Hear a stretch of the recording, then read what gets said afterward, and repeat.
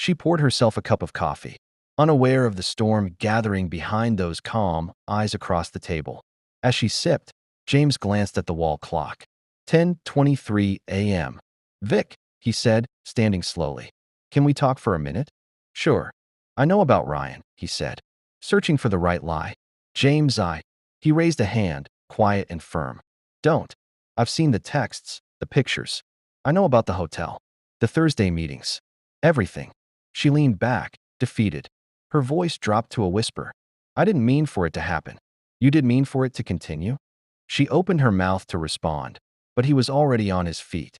"You're going to want to check your email," he said, grabbing his coat. What did you do?"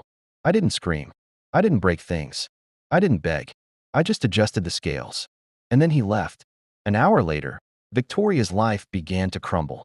First came the email from the IRS, courtesy of an anonymous tip flagging irregular financial activity at her yoga studio.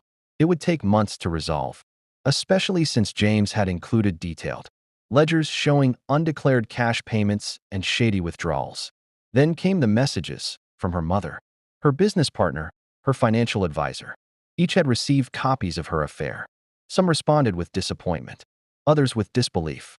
One of them simply replied, "You blew up your life for that guy?" By noon, the studio's social media pages were flooded with rumors. A few regulars canceled their memberships. One of her investors withdrew funding. James hadn't said a word online, but the evidence was out there, and people made their own connections. And Ryan? Ryan ghosted her. The second the story caught fire, he deleted his social media and vanished into the digital void. She tried calling. No answer. She tried texting. Delivered, but never read. James, meanwhile, was at his lawyer's office finalizing paperwork. The divorce would be uncontested. He was leaving her the house for strategic reasons. The mortgage, after all, was in both their names, and the IRS might be very interested in her assets. By evening, he was sitting at a bar downtown with his old friend Marcus, sipping a whiskey that burned just right. "She cheated on you with a watered-down Chad," Marcus said. "I don't know how you stayed that calm." James smirked. "I didn't need to raise my voice. I just needed her to hear the silence after everything fell apart." That night, Victoria texted him, "Can we talk?" He read it, let it hang there, then typed back, "We did. This morning." And then he blocked the number. James Hartley didn't get mad. He got precise.